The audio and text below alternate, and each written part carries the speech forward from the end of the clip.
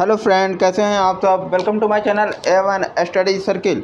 तो फ्रेंड, जैसा कि हम अपने चैनल पर आज अब 2021 यानी कि पिछले साल का जो पेपर हुआ था उसको करा रहे हैं। अब हम अपने चैनल पर सिर्फ प्रीवियस ईयर के क्वेश्चन ही कराने जा रहे हैं, क्योंकि 6 जुलाई में बहुत ज़्यादा समय नहीं बचा है।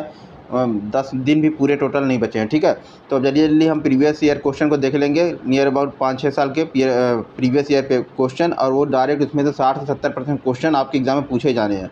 तो चलिए, इस अंदर में हमने 25 क्वेश्चन अब तक करा रखे हैं। उस वीडियो को भी आप जाकर हमारे चैनल पर देख लीजिएगा। हमारे चैनल पर नए हो तो इसको सब्सक्राइब कर लीजिएगा, बेल आइकन को भी प्रेस कर लीजिएगा, जिससे हम जो भी वीडियो डालते जाएँ वो सब आपके पास पहुँचता जाए। चलिए ठीक है, अब इस 26 क्वेश्चन से स्टार्ट करते हैं। ठीक है, कह रहा है 26 क्वेश्चन में संविधान के संविधान के संशोधन के जरिए भारत में आर्थिक आरक्षण पारित किया गया। ठीक है, किस संशोधन के जरिए संविधान में भारत में आर्थिक आरक्षण पारित किया गया। 4 ऑप्शन है। ऑप्शन ए है 101वां संविधान संशोधन, या 102वां संविधान संशोधन, 103 संविधान संशोधन, या 104 संविधान संशोधन। तो चलिए, इसका सही आंसर लगाइए फ्रेंड। इसका सही आंसर हो जाएगा ऑप्शन नंबर सी, 103। ठीक है, मौजूदा समय में, ठीक है, 103 यानी 103वां आरक्षण को लेकर किया गया संशोधन है। ठीक है, और सबसे पहला संशोधन संविधान में कब किया गया था? 1951 किया गया था। इसके तहत क्या किया गया था? स्वतंत्रता, समानता और संपत्ति से संबंधित मौलिक अधिकारों को लागू करने संबंधित कुछ व्यवहारिक कठिनाइयों को दूर करने का प्रयास किया गया था। प्रथम संशोधन द्वारा ही नवीं अनुसूची जोड़ी गई थी, यह भी जान लीजिए। तो जिसमें उल्लिखित कानूनों को सर्वोच्च न्यायालय के न्यायिक पुनरावलोकन के लिए क्या बोलते हैं, उससे दूर रखा गया था। अगर अनुसूची में अगर कोई संविधान संशोधन होता है और उसको अनुसूची में भी जोड़ दिया जाता है, तो उसका क्या बोलते हैं, सुप्रीम कोर्ट उसको न्यायिक परीक्षण नहीं कर सकती उसका। ठीक, न्यायिक पुनरावलोकन नहीं कर सकती। इसलिए अनुसूची में इस बार जो मतलब कि संविधान में 103वां संविधान संशोधन में 10% आर्थिक रूप से कमज़ोर सामान्य वर्ग के वर्गों के लिए, सामान्य वर्ग के परीक्षार्थियों के लिए, उनके अभ्यर्थियों के लिए भी 10% आरक्षण का प्रावधान किया गया है, 10%। ठीक है, आपकी संविधान संशोधन के तहत 103वें, ठीक, 103। तो ये आपको दिख गया होगा। ठीक, चलिए जल्दी से चलते हैं, 27वां क्वेश्चन बढ़ते हैं। किस वर्ष में संविधान का संशोधन सर्वप्रथम किया गया था? ठीक है, तो ऑप्शन, इसका 4 ऑप्शन आपकी स्क्रीन पर दिख रहा होगा। ऑप्शन नंबर ए 1947 में, ऑप्शन नंबर बी 1951 में, ऑप्शन नंबर सी 1953 में, ऑप्शन नंबर डी 1957 में। तो इसका सही आंसर हो जाएगा ऑप्शन नंबर बी, 1951 में संविधान का प्रथम संशोधन किया गया था। ठीक, चलिए 28वें क्वेश्चन पर आते हैं। कौन सा विकल्प पश्चिमी घाट का सर्वोच्च शिखर है? 28वां क्वेश्चन कह रहा है कौन सा विकल्प जो है इसमें से पश्चिमी घाट का सर्वोच्च शिखर है।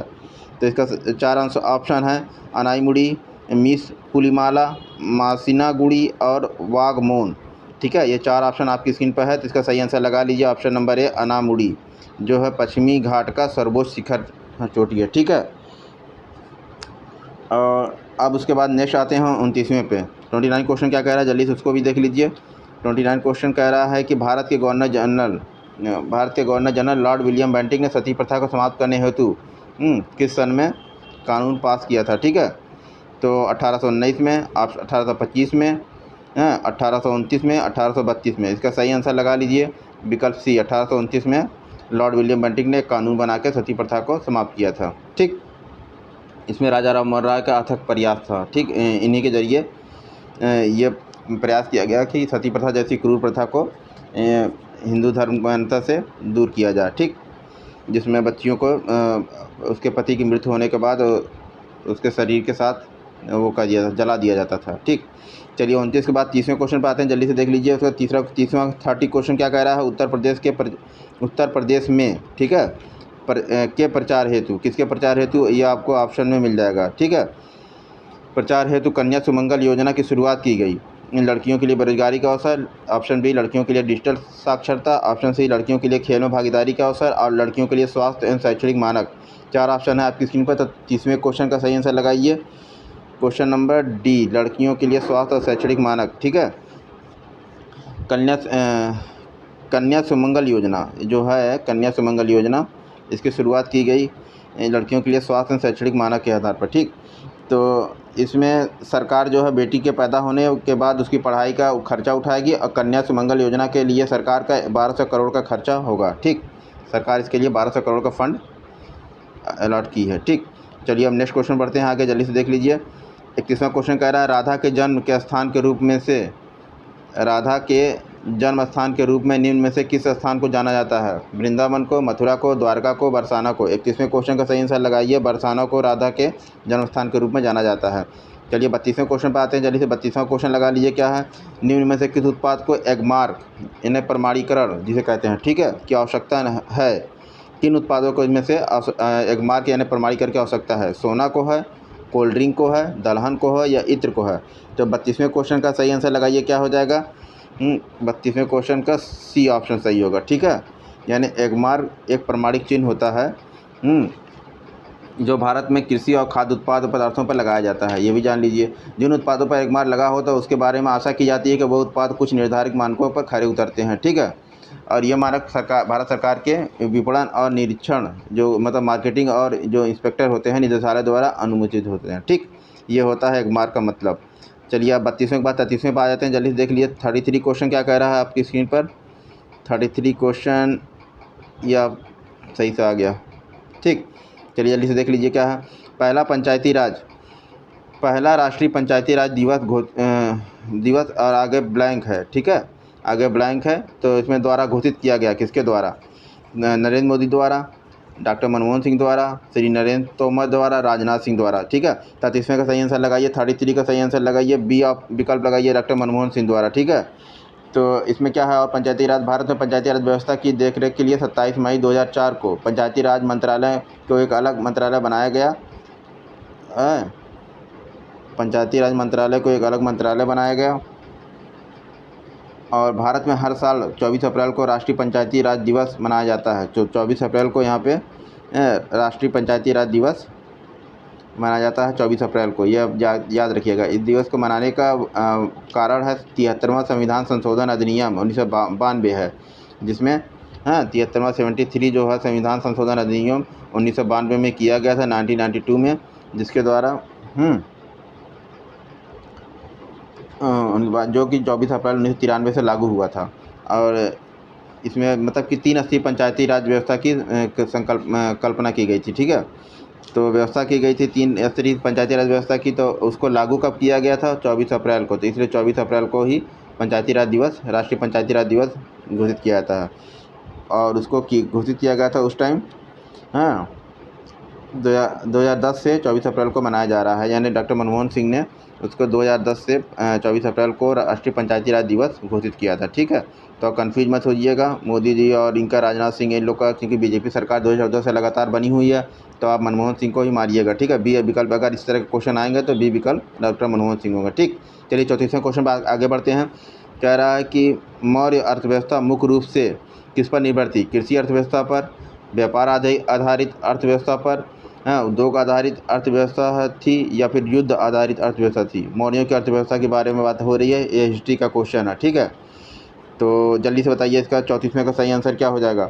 इसका कृषि आधारित अर्थव्यवस्था थी मौर्यों की। ठीक है, 35वें पर आगे बढ़ते हैं। उत्तर प्रदेश के निम्नलिखित में से कह रहा है उत्तर प्रदेश के निम्नलिखित में से किस जिले में प्रतिवर्ष बटेश्वर मेला आयोजित किया जाता है? ये सब क्वेश्चन लास्ट ईयर आए हुए थे। ठीक है, ये कोई मेमोरी बेस्ड नहीं है, ये क्वेश्चन लास्ट ईयर आए हुए थे, लेकिन इस पर स्मृति पर आधारित इसलिए लिखा जाता है क्योंकि कोई उस पर क्लेम ना कर दे कि आपको पेपर कहाँ से मिला। ठीक, तो उत्तर प्रदेश के निम्नलिखित में से किस जिले में प्रतिवर्ष बटेश्वर मेला आयोजित किया जाता है? कानपुर, वाराणसी, मथुरा, आगरा। तो 35वें का सही आंसर लगाइए, क्या हो जाएगा? 35 क्वेश्चन का सही आंसर क्या हो जाएगा? डी ऑप्शन, आगरा में लगता है बटेश्वर का मेला। ठीक है, डी ऑप्शन सही है। चलिए 36वें पर आते हैं, जल्दी से देख लीजिए 36वां क्या क्वेश्चन कह रहा है। निम्नलिखित में से किसने 1857 के विद्रोह को दबाने के लिए अंग्रेजों को सहायता प्रदान नहीं की थी? कह रहा था किसने अंग्रेजों को सहायता प्रदान नहीं की थी? 4 ऑप्शन है आपकी स्क्रीन पर, जल्दी से देख लीजिए कौन कौन। ग्वालियर के सिंधिया, अवध की बेगम हजरत महल, हैदराबाद के निजाम और भोपाल की सिकंदर बेगम। ठीक है, 36 क्वेश्चन का डी ऑप्शन लगाइए, भोपाल की सिकंदर बेगम ने 1857 के विद्रोह को दबाने के लिए अंग्रेज़ों को सहायता प्रदान नहीं की थी। अंग्रेज़ कह रहे थे हमको सहायता दीजिए ताकि हम यहाँ के विद्रोहियों को दबा पाएँ, तो लेकिन भोपाल की जो बेगम थी सिकंदर बेगम, उन्होंने मना कर दिया था। ठीक, तो 36वें क्वेश्चन का एक सेकंड थोड़ी सी कन्फ्यूजन यहाँ हो गई है। 36वें क्वेश्चन का बी विकल्प है, अवध की बेगम हजरत महल। हाँ ठीक। थोड़ी कन्फ्यूज़न हो गई है। बी ऑप्शन लगाइए इसका फ्रेंड, सॉरी थोड़ी मिस्टेक हो गई, 36 का बी ऑप्शन लगाइए, ठीक है। 1857 के विद्रोह में अवध की बेगम हजरत महल, वही तो हम भी कह रहे थोड़ा, हाँ ने उन्होंने अल्प अभ्यस्त पुत्र उनके जो थे छोटे पुत्र बिरजिस कादिर को नवाब की राजगद्दी पर बैठाकर शासन की बागडोर अपने हाथ में ले ली थी। अब बाद में गिरफ्तारी से बचने के लिए नेपाल चली गई थी, ठीक है। अब ग्वालियर के सिंधिया, हाँ, और जींद, पटियाला, हैदराबाद के निज़ाम, भोपाल की सिकंदर बेगम जैसी रियासत के राजाओं ने 1857 के दौरान या तो अपने आप को तटस्थ रखा या फिर अंग्रेज़ों का साथ दिया था। ये लोग, इन लोगों ने अंग्रेज़ों को साथ दिया था, ठीक। लेकिन बेगम, हाँ, हजरत महल जो थी उन्होंने अंग्रेज़ों के खिलाफ मोर्चा संभाला था, ठीक। 36 का बी ऑप्शन लगा लीजिए फ्रेंड, करेक्शन कर लीजिए। 37वें पर आगे बढ़ते हैं, जल्दी से देख लीजिए। 37 क्वेश्चन क्या कह रहा है, मेघालय, मेघालय पठार की सबसे ऊंची चोटी कौन सी है। मेघालय पठार की सबसे ऊंची चोटी की बात कर रहा है। तो ऑप्शन ए है खासी जयंतिया, ऑप्शन बी है गारो पहाड़ियाँ, ऑप्शन सी है मिकिर पहाड़ियाँ, ऑप्शन डी शिलांग चोटी। तो चलिए इसका 37 क्वेश्चन का सही आंसर क्या हो जाएगा, इसका शिलांग चोटी लगा लीजिए, 100% सही है, ठीक है। 37 क्वेश्चन का डी ऑप्शन, ठीक।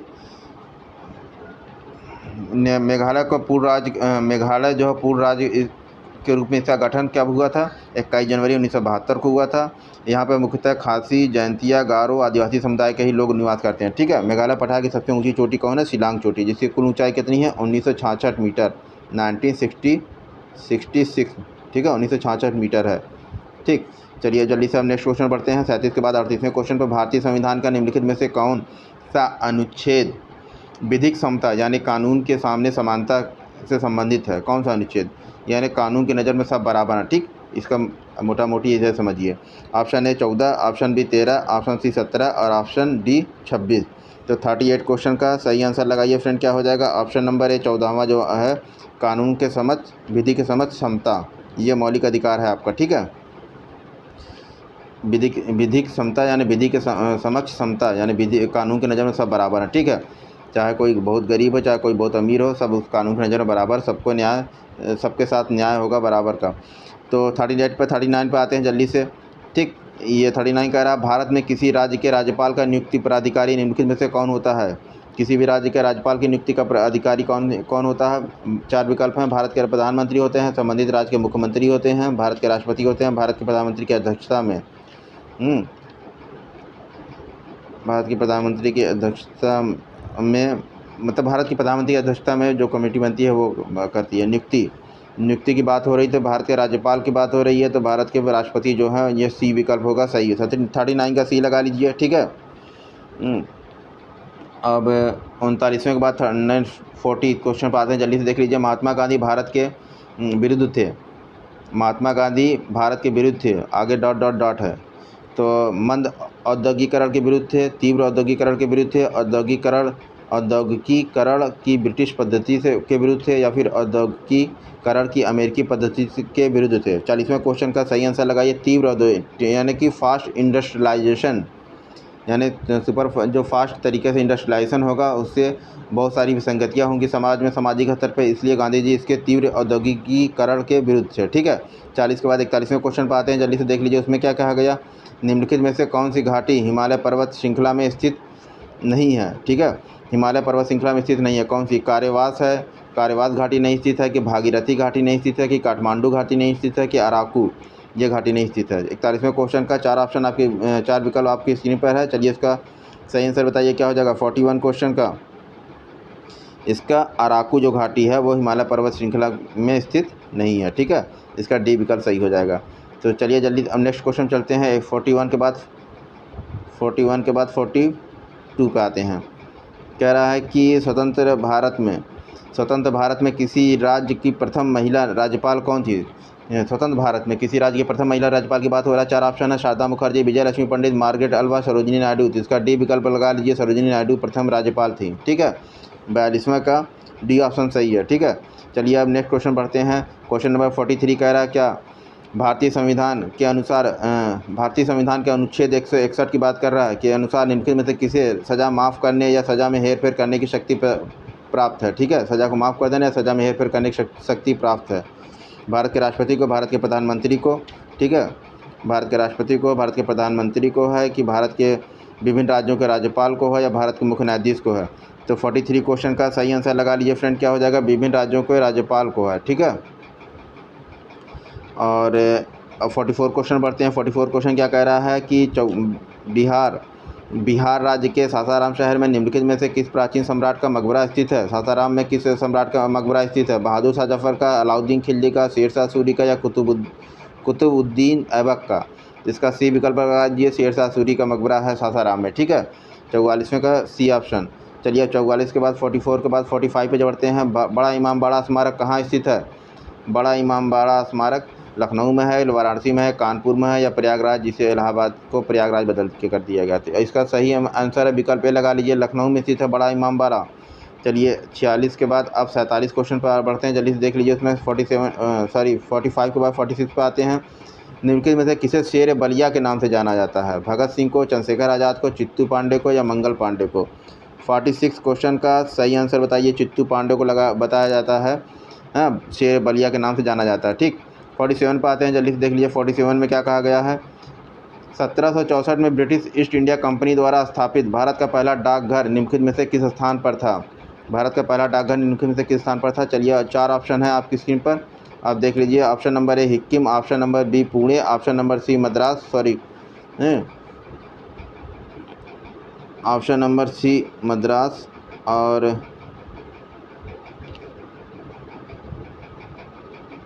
एक है सिक्किम, पुणे, मद्रास, जो कि आप चेन्नई हो गया, और डी है बॉम्बे यानी मुंबई हो गया, ठीक है। तो चलिए इसमें बताइए सही आंसर क्या हो जाएगा। 1764 में ब्रिटिश ईस्ट इंडिया कंपनी द्वारा स्थापित भारत का पहला डाकघर है निम्नलिखित के स्थान पर था। तो चलिए 4 ऑप्शन बताइए इसका सही। 47 क्वेश्चन का सही आंसर लगा लीजिए आप लोग, बॉम्बे, जिसको आप मुंबई के नाम से जानते हैं, ठीक है। पहला डाकघर यहीं पे बना था, ठीक।